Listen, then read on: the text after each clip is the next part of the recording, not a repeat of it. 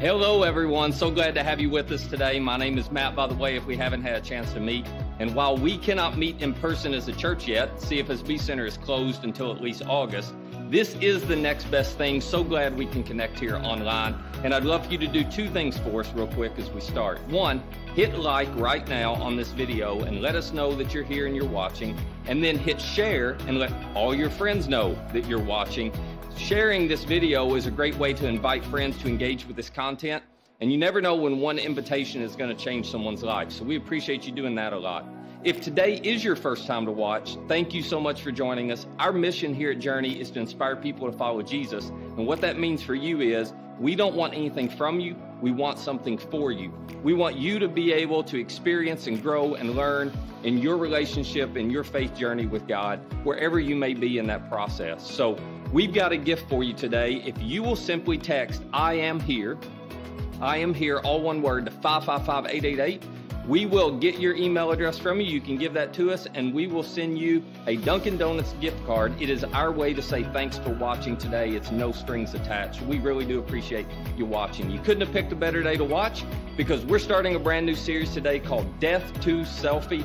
This is going to be so relevant and helpful to all of us. And bringing this series to us is none other than Jared Martin, who is our Director of Student Ministries and been one of the guys who's been here at our church from the very beginning. So I'm going to toss it to Jared. Enjoy this series and let's learn together. Hey, good morning. Welcome to Journey Church, at least online. This is part one of Death to Selfie, a brand new series. My name is Jared. I'm one of the pastors here at Journey Church, and I'm super excited to join you guys today. I wish I could meet you guys all, but until we can get together, hey, it's going to be great interacting with you in this environment as well. So let me tell you why I'm so excited about this next series for the next few weeks. We're going to be talking about it. Over the last few months, you, like I, have had to process a lot of cultural change, a lot of different things going on, a lot of challenges. And I've been thinking about this in terms of Instagram. It's almost like you probably don't remember, but do you remember the early days of Instagram?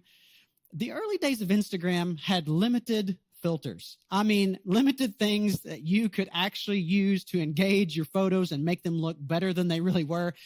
I feel like in life right now, lots of our filters have been just pulled away from us. I mean, if you guys think about it, we often put our life through these different filters, these pieces of our life, and to make our life feel or look better, like your work. Some of you have experienced this, like you ended up not working for a long time, and some of you may still be not back to work fully, and you're kind of confused about what that means overall, and some of you actually lost jobs. Like, to process that, it's almost like that filter of work, that thing that kind of supported who you were and what your life was like, has been pulled out from underneath you, or pulled away, like a feature of your life that's just been negated now and can't be accessed. For some of us, if you're like me, your social connections, like losing face-to-face contact with people. I'll be honest with you, the first few weeks of being healthy at home was very difficult. I was irritable. I was angry. Even though I had my family to talk to, it was really awkward not having people to spend time with. I'm a people person, and not being able to spend time around people taught me a lot about who I am and the things that I kind of depended on and made me who I am. Some of us, just the routine of our life changing kind of threw us for a loop. Like going into the grocery store and not having things that we normally buy be on the shelves, or having to wear a mask, or knowing that some people aren't going to want to shake your hand, or to be out in public and know you should be social distancing, or whatever those things are that threw off your routine. All those things they go internal, don't they? And they make you think about who you are in a different way, maybe perhaps than you did before. And even if none of those things have really attacked you or hit you, I know a lot of you parents, forced to be at home, forced to teach your kids schoolwork. All of us have had to deal with this change of putting parts of our lives together maybe and still trying to be productive in all of them. And some of us have walked away from this going, am I cut out to do this? Like, if I have to do this a long term, like, what does it say about me if I don't want to teach my kids at home and do school at home? And what does it mean for me if I have to continue doing some sort of hybrid thing where I work some and I do parenting? Like, all these questions are brand new. And here's why I'm excited about this series, is because this is a perfect time for us to really dive in and ask some really basic, hard questions about who we are as people, about what really makes us who we are, how we think of ourselves, and how we process who we are as people, as followers of Jesus. Maybe if you're not a follower of Jesus, just how you process what it means to have a value and worth. Because here's what we know about value and worth. I think you guys would all agree that, go ahead and pull up that slide. Value is not any of these things we've been talking about. Like, nobody would say that the job you have really determines your value. Because like, you being a doctor or a lawyer, or you being a food service worker or a salesperson, none of that defines your value as a human being. Like, it may say something about your financial worth, but it doesn't say anything about your humanity, your value, your worth as a human being. And yet, isn't it hard when you lose a job or you lose financial income not to think less of yourself? Like, same thing with friends and family. The level of friends and family that you have, whether you're adopted into a family, or whether you have a very large genetic family, or whether you have a hybrid family from two different, your parents have remarried and now you have new brothers and sisters and all this coming together, none of that defines your value as a human being. It may make things different when you go to Christmas and Thanksgiving dinners or holiday celebrations, but it doesn't define you as a person and your value. Same thing with your level of wealth. Like, we all would sit down and agree, hey, it's not about how much money you have in the bank that determines who you are or your value or your worth as a person. And yet, doesn't it seem like sometimes we start to rank ourselves based on what our checking account says and what we're able to buy and whether or not we're able to afford these things like vacations and different pieces of our life that we've always seen as normal? And when it comes down to it, losing some of that wealth, don't we sometimes flip that question around and think, man, does that say something about my worth and my value as a human being? And you're like, no, intellectually, I know that's not right. And listen, those of you who are feeling really unproductive and inefficient because it's hard to work and it's hard to do your job maybe in sales, or it's hard to do your job where you are because of the crisis and the challenges going on in our country right now, that doesn't necessarily mean your value is negated or lowered. And we know this intellectually, but how hard is it for us to reframe all these changes and challenges and not think less of ourselves when things like that force us to look at our value in terms of how we fit in or who we fit in with, or whether or not we're going to have a job? It's hard not to internalize that and become a question of value. So I guess my question for us to really start the series is really to kind of dive into this one big question. What is it that defines your value and worth? What is the thing that you hang on to in the midst of a crisis situation, the thing that really makes you work, that defines who you are despite some of these hard circumstances and challenges that you're facing?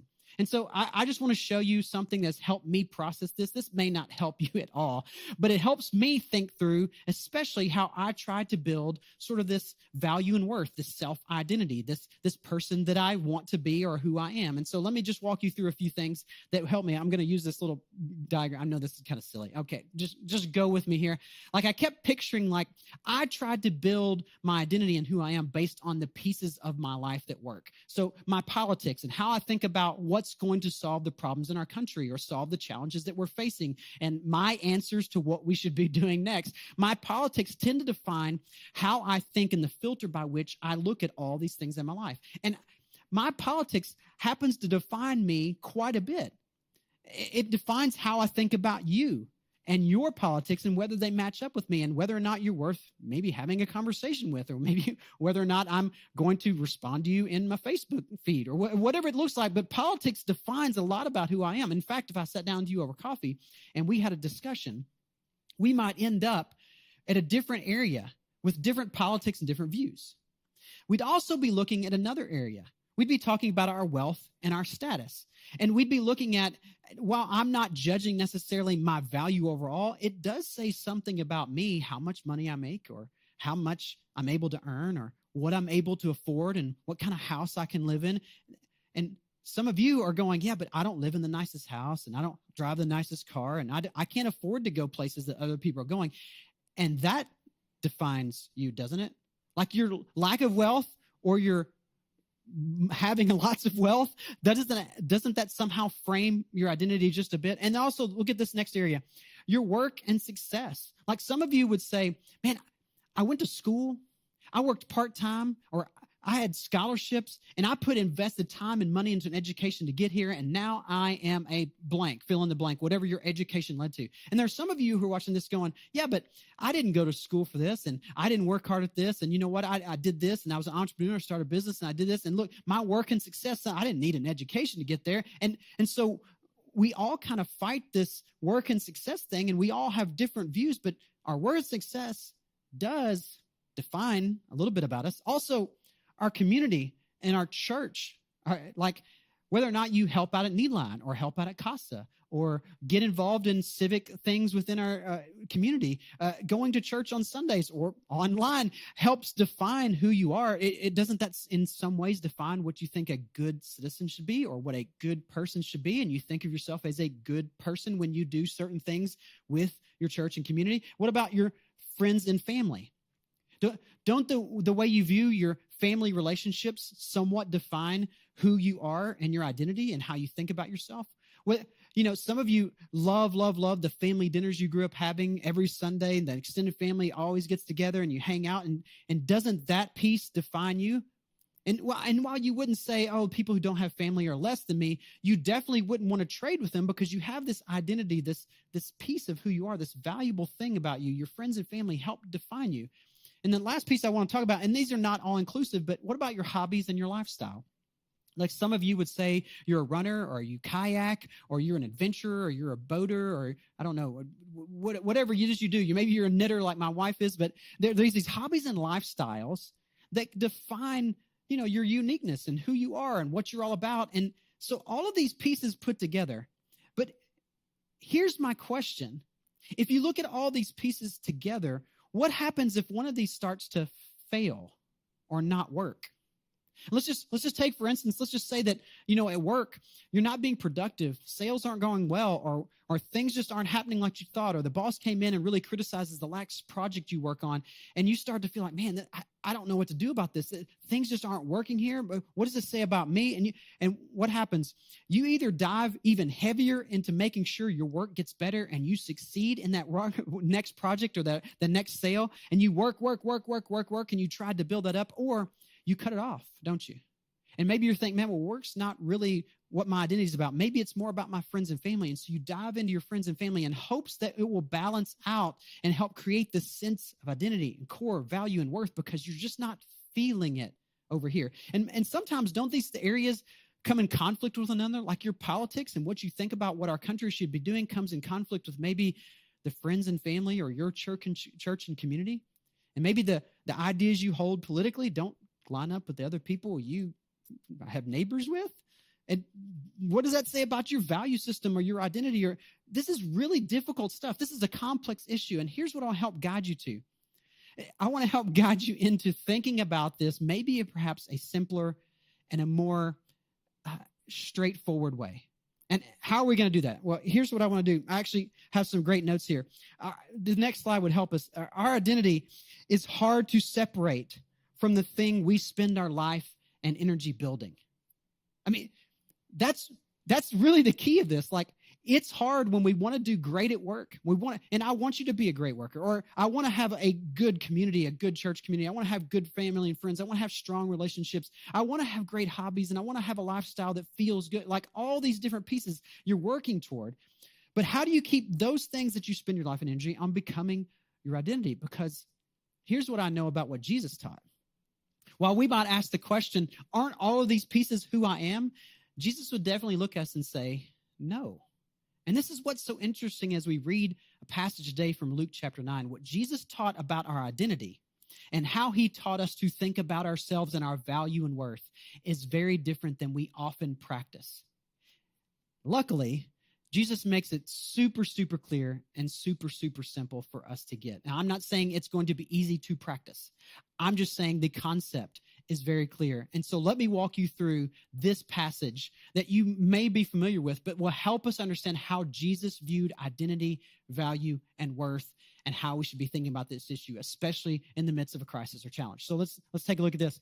In Luke 9:25, Jesus said, "What good is it for someone to gain the whole world and yet lose or forfeit their very self?" You guys may have heard this concept before, but isn't this interesting? I love this. what does it mean to gain the whole world if you lose yourself in the process? Right? And we've heard lots of people talk about this very idea, but think about what Jesus is really looking at. He is putting at odds, gaining the whole world, and then losing this personal, internal value, worth, and identity of who you are.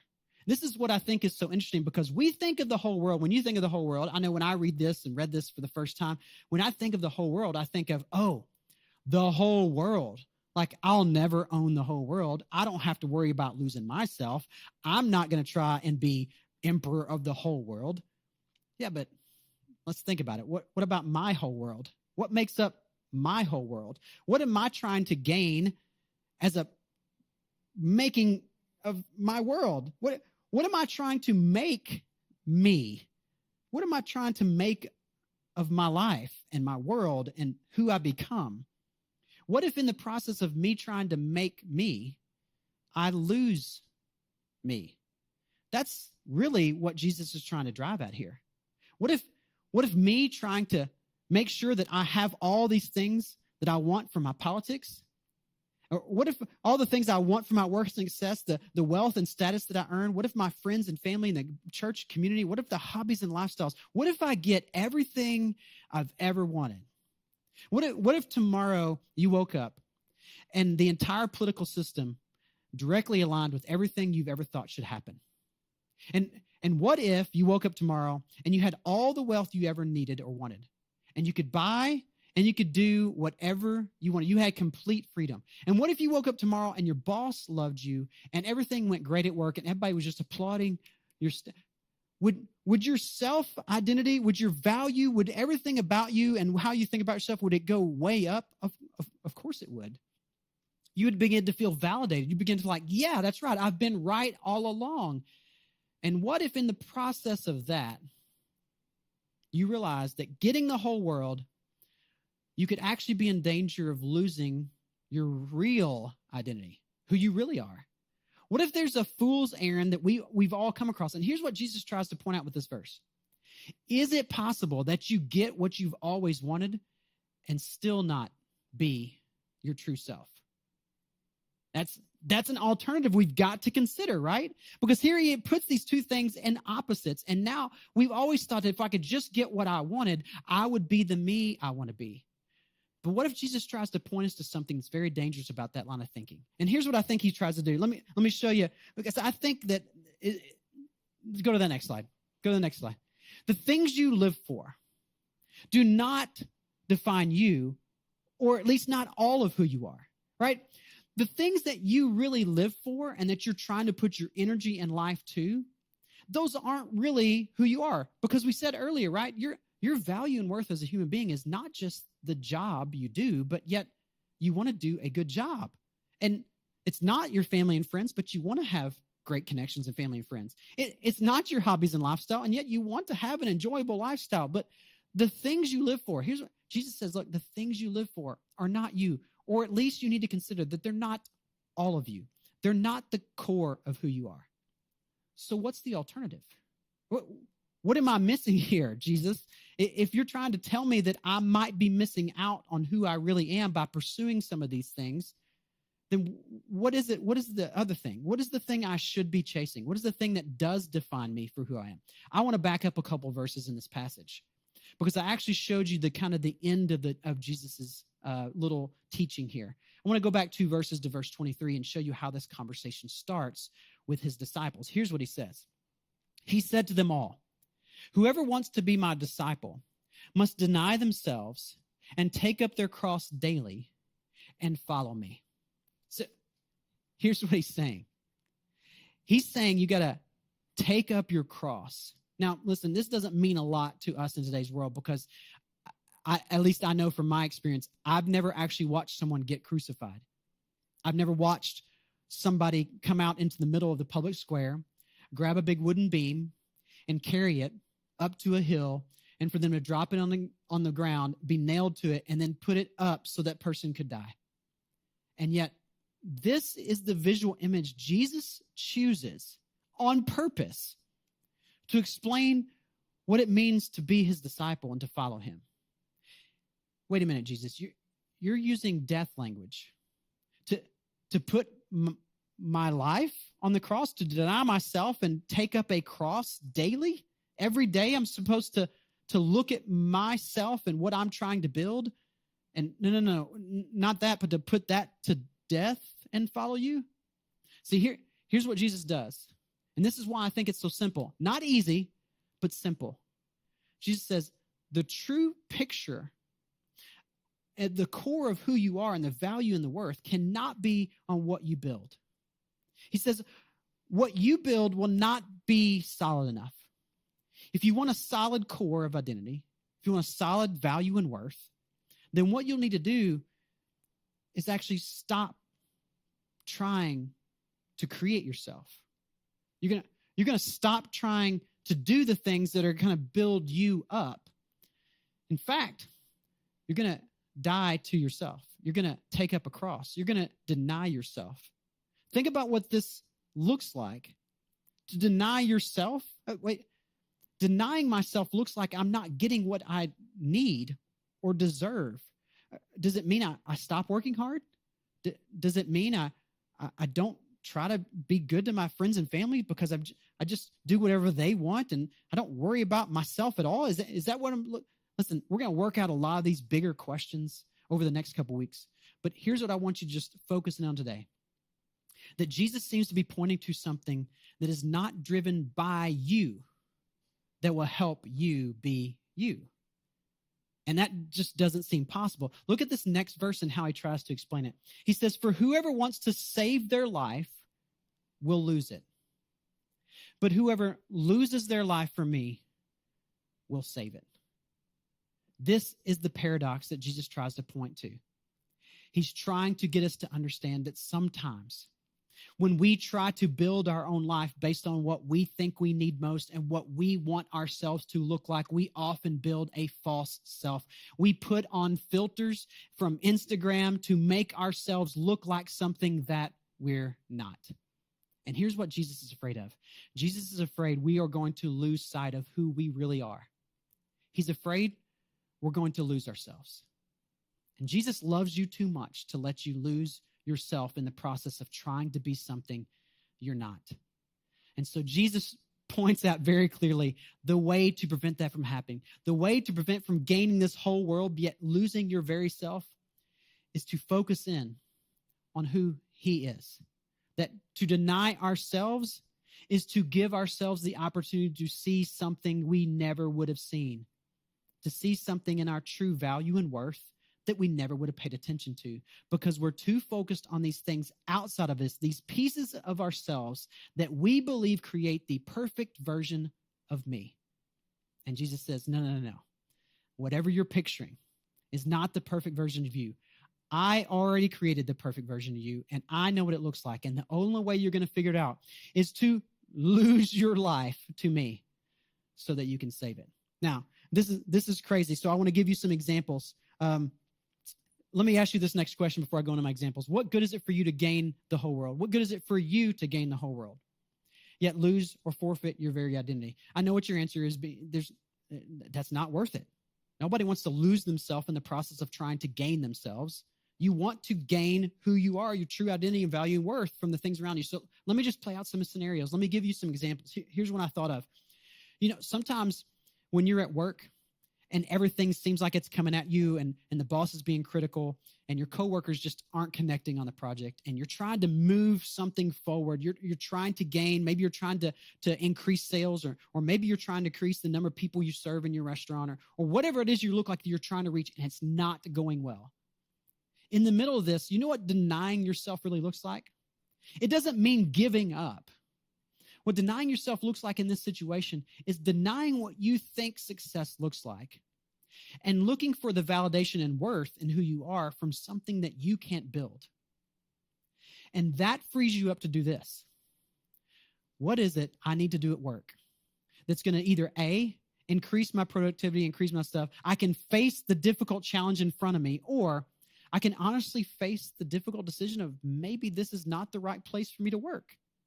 But if I continue to pretend and kind of build this idea of myself at work and what I want work and success to look like and what I want my wealth and status to look like. And if I continue to have this sort of false idea about it, and I think that's who I am, and I don't get the freedom to push that away and find the core of really who I am, and then make some hard decisions about what's next. Maybe for you, it's in your relationship status. I've seen this happen with some younger friends of mine. I know this was part of how I defined myself as a teenager.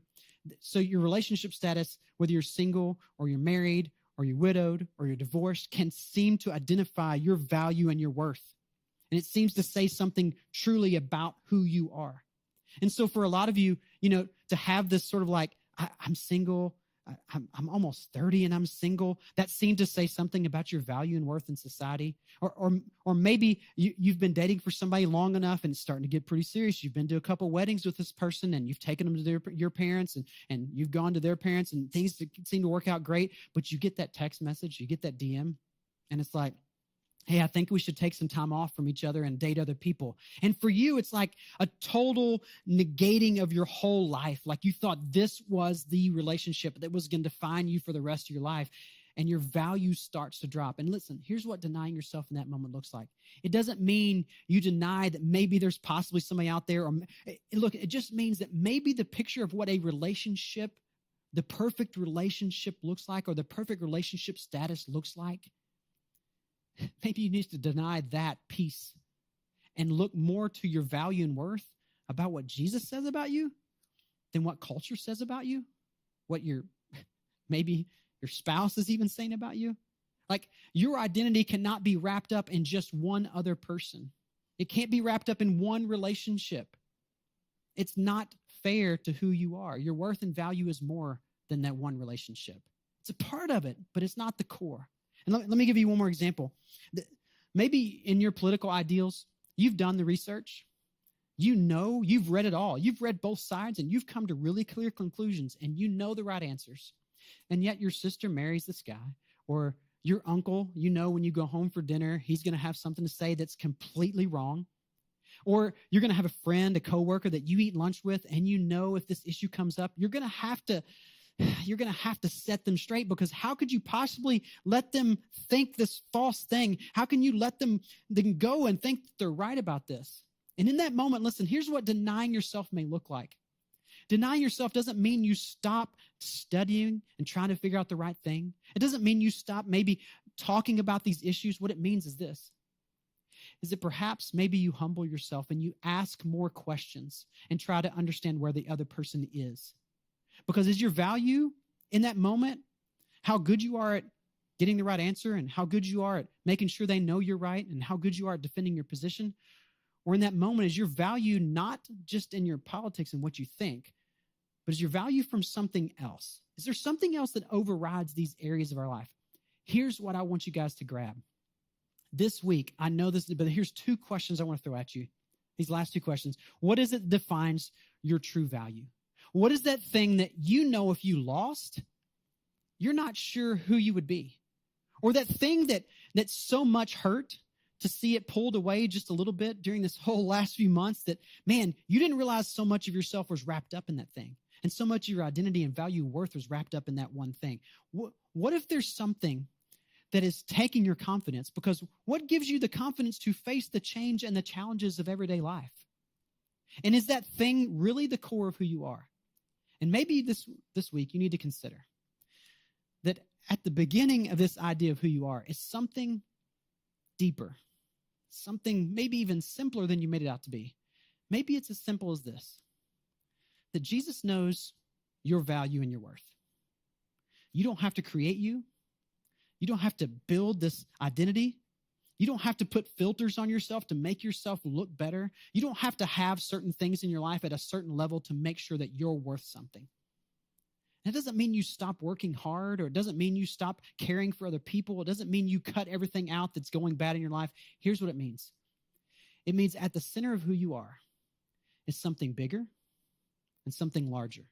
And that's really what I want to talk about the next couple weeks, so do not miss.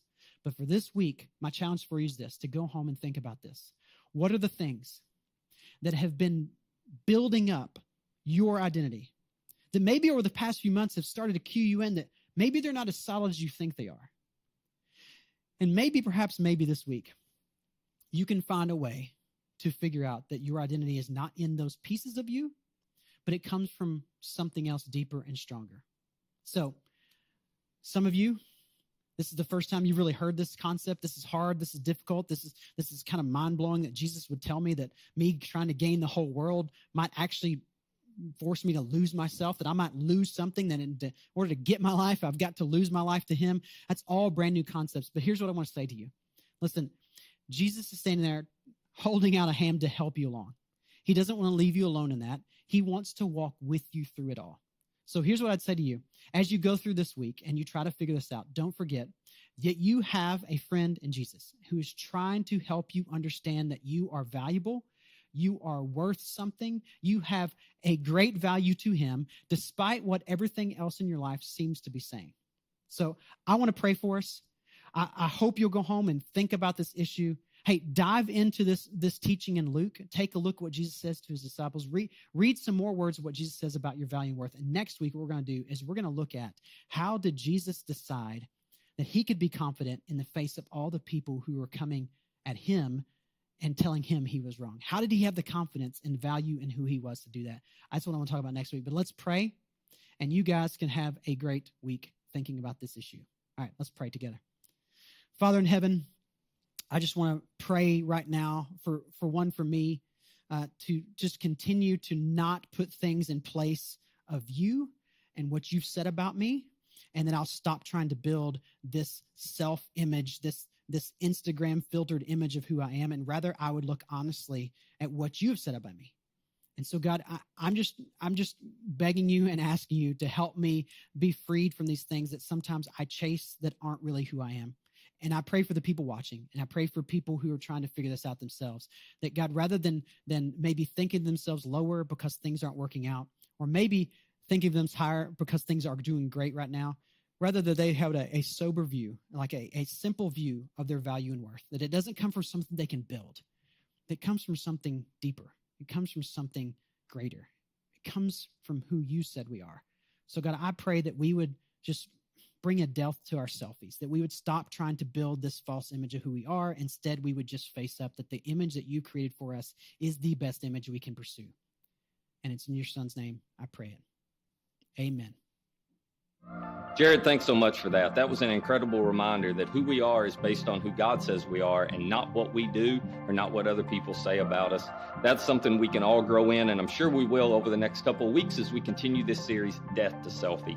Speaking of growing, I just wanted to make you aware of a couple growth opportunities you have. We're going to be offering 2 4-week short-term groups coming up, one in August and one in September.